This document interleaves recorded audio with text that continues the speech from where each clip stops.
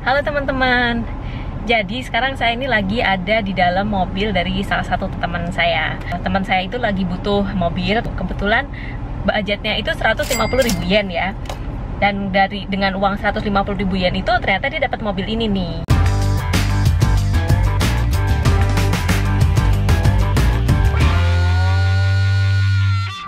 Kalau di Jepang itu tuh murah banget. Kenapa? Karena UMR-nya Jepang itu 150.000 yen. Jadi kalau anak lulusan S1, take home pay-nya sekitar 170.000 yen. Artinya 150.000 yen itu sama dengan harga 1 kali gaji. Nah, ini saya mau kasih lihat kayak apa di dalam mobilnya. Yuk, lihat yuk.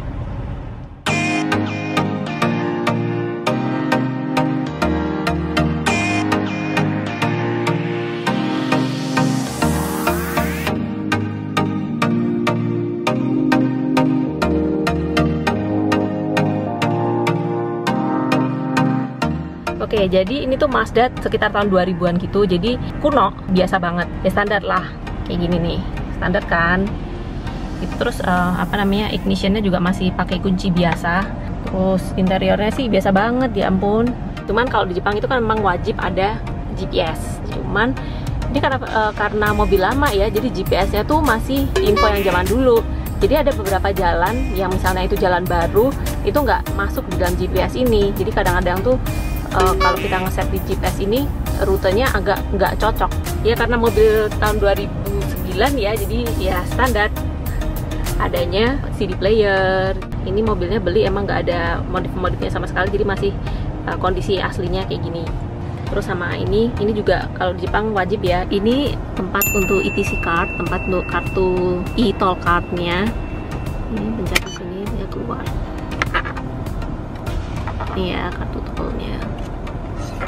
Ini juga standar sih, kalau di Jepang mobil-mobil pasti punya gitu.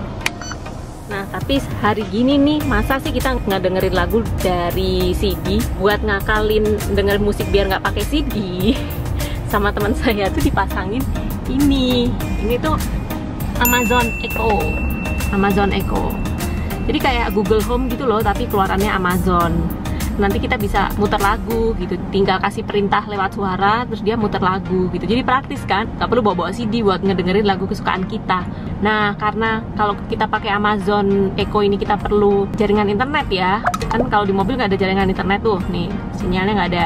Nah, makanya sama dia juga ditambahin nih, tapi nggak cuma tempat naruh HP, ini juga nge-charge juga. Sambil HP-nya di-charge, kita juga bisa pakai wifi-nya buat disambungin ke si Amazon Echo ini.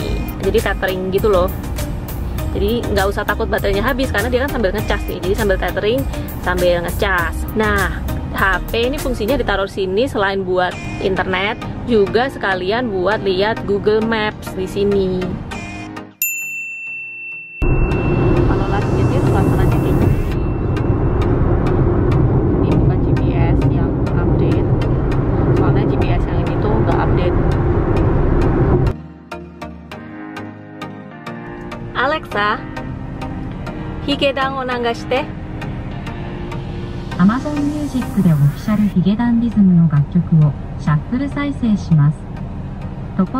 これから歌う曲の内容は僕の頭の中。Alexa, volume agatte. Nah, kita bisa naikin volume tanpa kita harus mencet-mencet.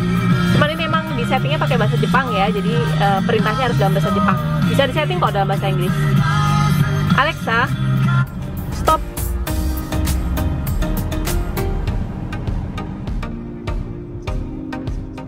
Nah, selain muter lagu, kita juga bisa streaming video atau film untuk menemani perjalanan juga loh. Ini nih dipasang kecil di sini, kayak kamera kan, tapi sebenarnya itu bukan kamera. Ini tuh monitor, tapi dia tuh khusus untuk mendeteksi lokasi-lokasi yang sering ada polisi patroli, atau sering ada cegatan polisi, atau ada kamera. Jadi nanti begitu kita ngelewatin tuh jalan yang rawan tuh, ada polisi atau ada kamera tuh, nanti dia bunyi, dia bakal bilang kalau oh ini di daerah sini bakal ada polisi misalnya, oh daerah sini sering ada polisi, atau ini di lampu merah yang sebelah sana ada kameranya, jadi harus hati-hati gitu fungsinya. Lucu kan? Jadi biar mencegah, biar nggak ketangkap polisi. Kenapa? Karena kalau ketangkap polisi di sini dendanya lumayan.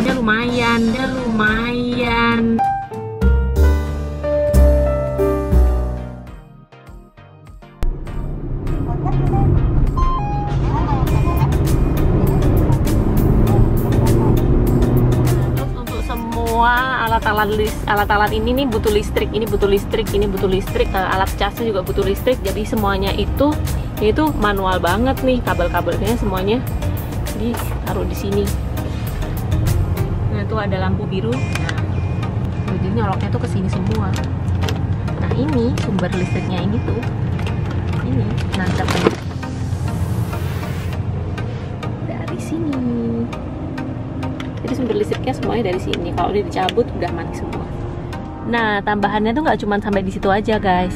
Jadi orang Jepang itu paling anti yang namanya ribut-ribut di jalan kalau ada kecelakaan atau semacamnya. Jadi mereka tuh pasti pasang kamera di mobilnya. Buat apa? Biar kalau ada apa-apa tuh ada bukti, jadi aman. Apalagi kalau kita punya asuransi mobil, itu pasti wajib install kamera kayak gini. Karena kalau ada apa-apa, nanti kan yang ngurusin si asuransinya tuh. Nah, asuransi bakal butuh bukti. Nah, makanya di sini juga dipasangin karena aslinya nggak ada. Ini masang sendiri, kamera kecil beli online gitu loh, di online shop.